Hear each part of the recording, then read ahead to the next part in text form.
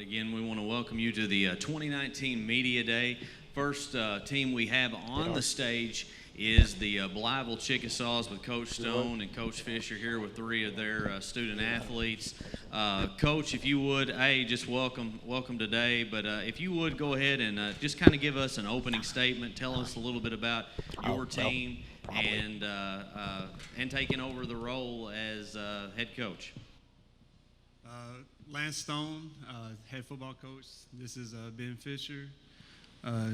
Tyler Anderson, he plays left guard, spot plays on the D-line.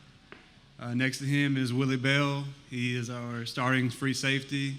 He also plays outside receiver. And at the end is Jamel Woods. He is our starting running back. Coach, if you would, just kind of talk to us a little bit about the team and, just the upcoming season in general. We start the season off with 6A Marion on the road. The following week we go to Osceola 3A, and week 3 we have West Memphis on the road as well before we have our bye week. If you would talk a little bit about the conference schedule as well. We open up conference with Wynn on the road. Then we'll have Nettleton at home. Our first 4 games will be on the road, so it'll be a struggle early on to see how we fare with that schedule. And if you would, just kind of give us, a little info about. We'll start with the offense. Talk to us a little bit about who's coming back and what you have to replace. On offense, we're a spread offense. We run a lot of RPOs. We bring back our running back Jamel Woods. We're projected to have 4 seniors starting on the offensive line. We'll have 1 sophomore starting on the offensive line. Receivers and quarterback, we're going to be young outside of Willie. We'll have a lot of juniors, a lot of sophomores that need to step up and play. Our quarterback will be a sophomore. So overall, outside the offensive line, we're going to be pretty young on offense. And the defense? The defense, we bring back Willie. We'll have a senior linebacker and possibly a senior starting on the defensive line. So on defense, we're going to be very, very young. A lot of sophomores, a lot of juniors, and a couple of seniors sprinkled in there. And on defense, we'll be based out of a 4-3. We can run some 4-2-5, things like that. I'd like to give your football players up there an opportunity to speak for just a minute.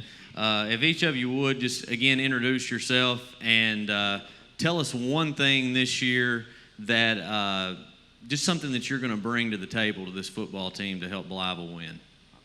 Whoever wants to pick up the mic first. My name is Tyler Anderson. I'm starting left guard, and can you ask the question again? Just if you would, something, maybe a strength that you bring to this team. I like to consider myself a leader, so on the field, I'm making sure everybody keep their heads high energy, and continue to play.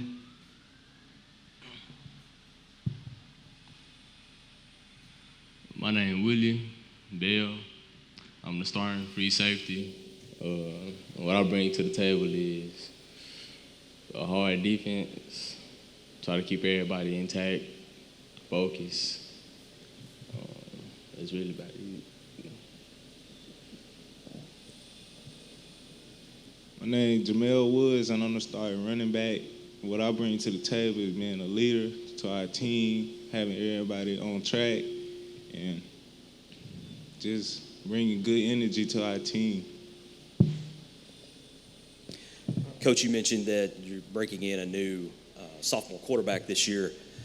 In regards to the offensive line being one of your strengths, can you elaborate a little bit about how it's, a bit of a safety net to have such experience on the offensive line when you're having to break in a new quarterback? Yes, it's going to be we're going to have to lean on the run game early on. Those guys have been through the battles. They're battle tested. Bringing back Jamel rushed for 1,300 yards last season. So we're going to lean heavy on those guys early on. We'll have to simplify the offense in the beginning for Jeremiah. Once he picks it up more and becomes more comfortable with it, making all the reads, then I think we'll be more flexible on offense, towards the middle and end of the season. So, Jamel, your coach just said they're going to lean on you pretty heavy to start the season out. What's your take on that challenge? Is that something that you welcome? I mean, do you thrive on that?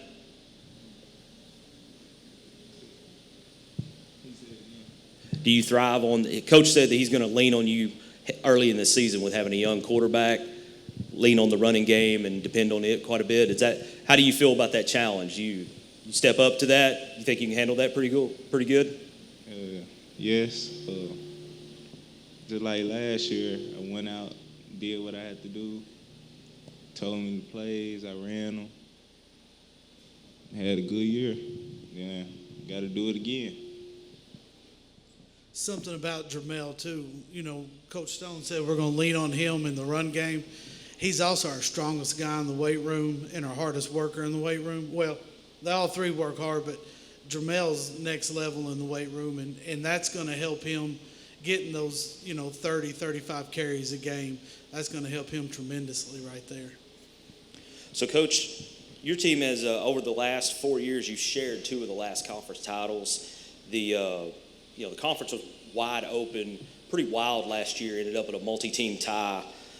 As you come into this season, you also got your third playoff win in school history. What's your next step for your program? Where do you go from here? I think the biggest thing for us for the next step is just keep competing. The guys got a taste of the playoff success last season.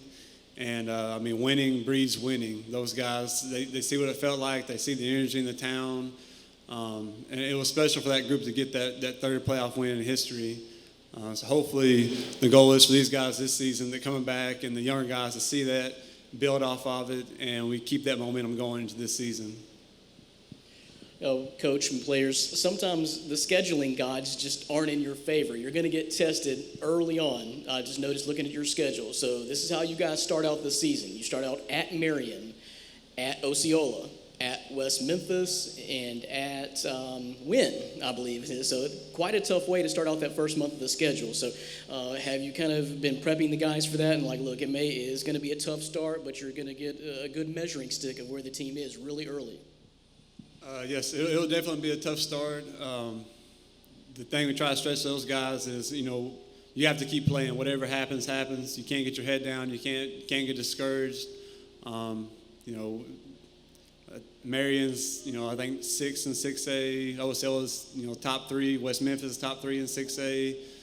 Wynn's top 10. So we'll play some great competition, but at the same time, playing that competition will help us later in the season. Those guys will be playing against some of the biggest, fastest guys we'll see all season.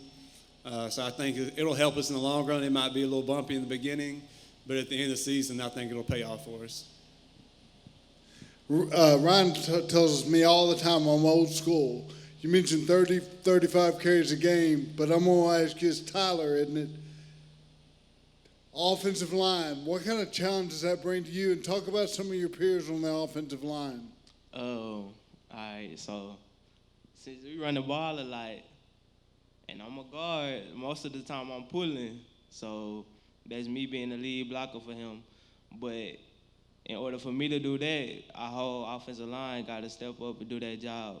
So him running the ball a lot, it preps us, get us ready, get us stronger in condition, and our line get the job done. Like I said, I'm old school. He gets the limelight, but I know where the work's done. Talk about some of your peers on the offensive line. So starting out, we got a sophomore left tackle. He making good progress. He's gonna be ready. We got a returning center. His name Rodarius Adams. He was out there with me last year, so we got a lot of chemistry. Same with the right guard, and yeah, we got chemistry too. Really, the whole offensive line is a unit, so we working together to get the job done. What I like about I'm the offensive line coach, and what I like about the offensive line, if you go from right tackle to left tackle, it's probably our smartest group of kids on the football field. And he said they have to work as a unit. Receivers are out there running routes. It's one person running that route. If we run inside zone to the left and we have somebody step to the right, well, that messes the whole thing up. So they have to work as one person out there. And being the smartest group of kids we have really helps and pays off up front for us. Coach Fisher, I'm going to let you answer this question because, you've been in Blytheville for a little bit. Yes, sir. This is the last season in 5A. Talk about that and then dropping down into 4A and just kind of where you guys are at in terms of numbers. As far as the drop goes, you always want to play in the highest, best competition that you can. But, our numbers have gotten so low and it's hard to compete. And I say that we win the conference championship last year. I think we beat everybody but Batesville. But I think dropping is going to help us. Now we're competing with same size schools, teams with the same number of kids we have, because we've gone from I think my first year as the head coach in Blytheville, I think we had 52 kids on the team, and we've just slowly dropped. This year we finished spring football with I think 23 or 24. Now we have more now. I think the most we've had this summer is about 36, but. So now we're on the the field has evened itself out a little bit with us dropping to 4A next season.